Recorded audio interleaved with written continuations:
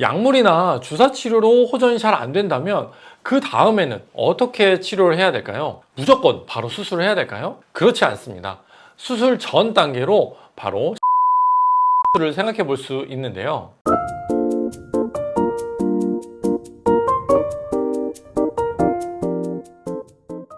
안녕하세요. 정형외과 전문의 닥터홍 선생입니다.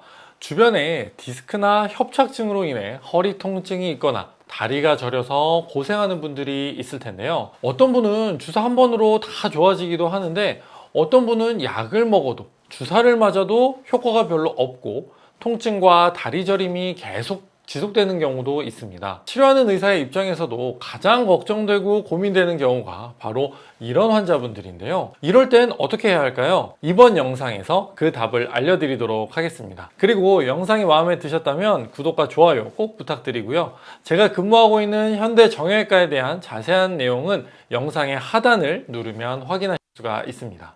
디스크 때문에 허리가 아프고 다리가 저려서 약도 먹고 주사를 맞았는데 효과가 별로 없어서 고민이신가요? 그 답을 알기 위해서는 허리의 구조와 함께 주사를 어디에 맞고 왜 맞는지 먼저 알아보아야 합니다. 여러분들께 이해하기 쉽도록 이렇게 모형을 보면서 설명드릴 텐데요. 여기 보시면 척추뼈와 뼈 사이에 디스크가 있고요.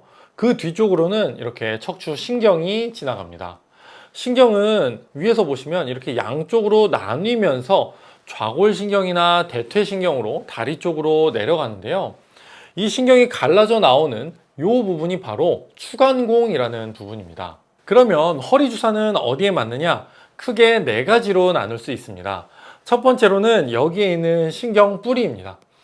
디스크에 손상이 있어서 염증 물질이 나오게 되고 그 염증 물질이 뒤쪽에 있는 신경을 자극하게 되면 허리 통증도 생길 수 있지만 다리가 저리는 증상이 함께 발생할 수 있는데요. 그래서 그 염증 물질을 없애기 위해 추간공 부위, 이 부위를 통해서 신경 뿌리에 주사를 하는 것입니다. 두 번째로는 후관절입니다. 디스크가 퇴행성 변화로 인해서 약해지면 척추 사이에 움직임이 많아지게 되는데 이렇게 움직임이 많아지면 여기 보시는 대로 요 후관절 부위에 관절염이 생길 수가 있습니다. 이렇게 후관절 부위에 염증이 생기면 허리 통증이 함께 발생하기 때문에 이 부위에 주사를 하기도 합니다. 세 번째로는 후지 내측지 부위입니다. 내측지, 메디알 브랜치라고 하는 이 신경은 이 모형에서는 보이지 않지만 신경 뿌리에서 나누어진 작은 신경으로 이렇게 허리 뒤쪽으로 돌아가는데요. 허리 뒤쪽에 있는 구조물들, 후관절이나 그 겉에 있는 척추 기립근 같은 부분의 통증과 연관이 되어 있습니다. 그래서 허리 통증이 심한 경우 이 부위에 주사를 하기도 합니다. 마지막 네 번째로는 꼬리뼈 부위입니다. 경막외 신경 차단술이라고도 하는데요. 꼬리뼈 부위로 약물을 주입해서 약물이 쭉 올라가도록 해서 문제가 되는 이 신경 주변에 있는 염증을 줄이는 방법입니다. 이렇게 허리에 놓는 주사는 대부분 염증을 줄여주는 스테로이드와 함께 국소마취제, 생리식염수를 섞어서 주입하는 경우가 대부분이고요. 병원마다 다르지만 약물의 흡수에 도움이 되는 비급여 약제들을 추가로 섞어서 사용하기도 합니다. 이런 허리에 맞는 주사는 비교적 치료 방법이 간단하고 단기간에 좋은 효과를 보이기 때문에 많은 병원들에서 보편적으로 사용하고 있는 치료입니다. 실제로 저도 외래에서 많이 사용하고 있는 방법이기도 하고요. 그래서 이렇게 주사를 맞고 물리치료도 하고 그러면서 통증이 좋아지면 평상시에 나쁜 자세나 습관도 교정하고 열심히 운동도 하면서 재발하지 않도록 해야 올바르게 치료가 되는 것입니다. 그런데 환자분들이 모두 이렇게 쉽게 치료가 된다면 참 좋겠지만 아쉽게도 그렇지 않은 경우도 많이 있습니다. 약물이나 주사 치료로 호전이 잘 안 된다면 그 다음에는 어떻게 치료를 해야 될까요? 무조건 바로 수술을 해야 될까요? 그렇지 않습니다. 수술 전 단계로 바로 신경 성형술을 생각해 볼 수 있는데요. 신경 성형술, 이름만 들으면 얼굴을 고치듯이 신경을 고치는 것인가 라고 생각하실 수도 있는데요.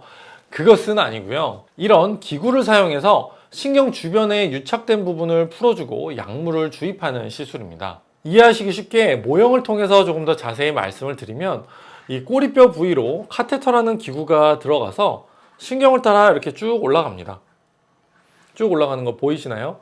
문제가 되는 디스크와 신경 가까이까지 가서 이렇게 카테터 끝이 이렇게 휘어지기 때문에 이렇게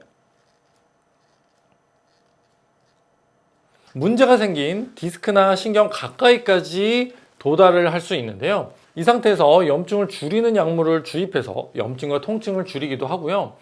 디스크랑 이 신경 주변으로 유착이 심하게 되어 있는 경우에는 유착 방지제나 카테터 끝에 부풀어 오는 풍선을 통해서 유착된 부분을 박리시켜서 증상을 호전되도록 하는 시술입니다. 앞서 말씀드렸던 주사 치료는 바늘이 피부를 뚫고 들어가서 신경 주변에 이렇게 주사를 하는 것이기 때문에 여러 구조물들에 이렇게 가리기도 하고 문제가 있는 곳에 약물이 효과적으로 도달하지 못하는 경우도 있지만, 신경 성형술의 경우에는 끝이 이렇게 휘어지는 카테터를 통해 문제가 되는 신경이랑 디스크 가까이에서 약물을 주입할 수 있기 때문에 소량의 약물로도 충분한 효과를 낼 수 있다는 것이 장점입니다. 거기에 주사로 가능하지 않은 신경 주위에 유착된 부분을 풀어줄 수 있다는 것도 또 하나의 큰 장점이고요. 다만 비용이 비싼 것이 단점이 될 수 있겠습니다. 이제부터 정말 중요한 부분입니다.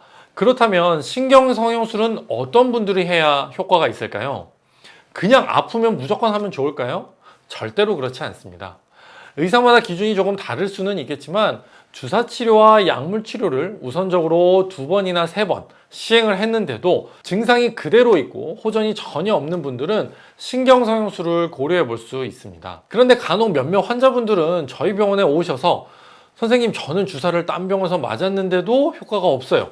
수술을 해야 한다는데 수술은 받기 싫으니까 시술해 주세요 하고 수술 대신에 시술을 무조건적으로 원하는 분들이 있는데요. 협착증이나 디스크에 손상이 심한 통증을 일으키는 구조적인 문제가 명확하게 있어서 그 부분을 해결해야 하는 경우에는 아쉽지만 수술만이 답인 경우도 분명히 있습니다. 그리고 시술도 저렴한 비용이 아니기 때문에 주사에 안 낫는다고 무조건 시술을 생각해 보는 것이 아니라 본인의 현재 통증 정도와 구조적인 상태를 종합적으로 고려해서 담당 의사 선생님과 충분히 상의하시고 시술이든 수술이든 결정을 해야지 돈이나 시간 낭비 안 하시고 효과적인 치료를 받으실 수 있습니다. 물론 이렇게 시술이나 주사 치료 이후에 꾸준하게 허리 주변 스트레칭이나 운동 치료를 병행해야 더욱 좋은 효과를 보실 수가 있습니다. 이번 영상에서는 허리 통증과 다리 저리는 증상이 있어서 주사와 약물 치료로 호전이 없을 때 고려해 볼 수 있는 좋은 치료 중에 하나인 신경 성형술에 대해 알아보았습니다. 궁금한 점은 아래 댓글로 남겨주시면 제가 최대한 답변 드리도록 하겠습니다. 그럼 저는 다음에 더욱 좋은 영상으로 돌아오겠습니다. 감사합니다.